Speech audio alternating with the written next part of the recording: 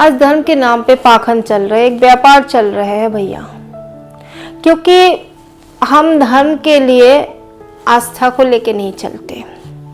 हम जाते हैं भगवान के पास अपनी मनोकामना पूर्ति करने के लिए।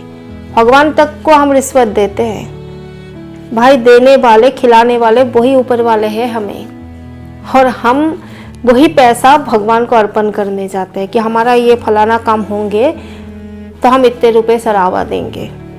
पता है इससे क्या होता है? इससे उन व्यापारियों की या फिर वो धर्म के रखवालों की जेब भरते हो आप, अपना जेब खाली करके। भगवान का तो आपसे कुछ नहीं चाहिए सिवाय प्यार की।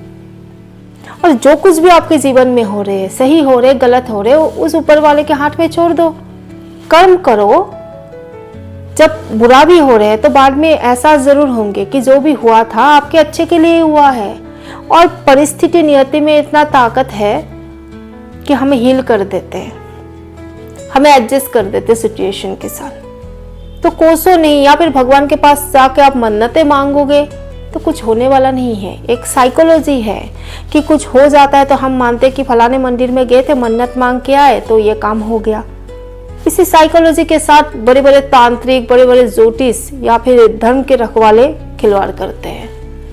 अगर आप केदारनाथ बद्रीनाथ की तरफ जाओगे ना, तो मेरी मानना है भाई साहब मत जाओ, घर में बैठ जाओ एक कोने में। जरूरी नहीं है, भगवान नहीं बुला रहे आपको।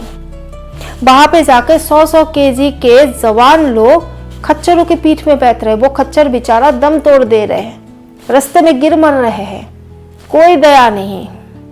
और खच्चर के मालिकों को कोई दया नहीं, क्योंकि खच्चर की बीमा कराए हुए होते हैं। अगर मर भी गया तो फेंक दिया जाता है, दूसरा खच्चर उनको मिल जाते हैं। उनका तो बिजनेस चलना है, पेट भरना है उनको।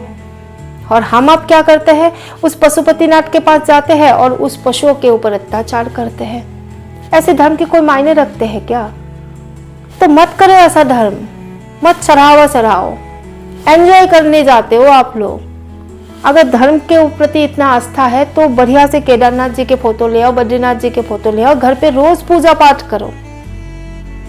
उस दुखी गरीब की तरफ नजर फैला के देखो, अन्नदान दो, जिन भूखे पेट जो सो रहे हैं, भाई वही धर्म है।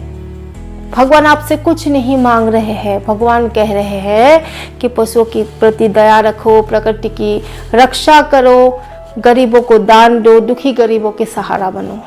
इतना ही तो तुमसे मांग रहे हैं। तुम सहारा दोगे तभी तुम्हें कोई सहारा देने आएंगे। भगवान किसी ना किसी रूप से तुम्हें सहारा जरूर देंगे। प्रकृति का विनाश कर डाले हो, उत्तराखंड की तरफ जाके दुख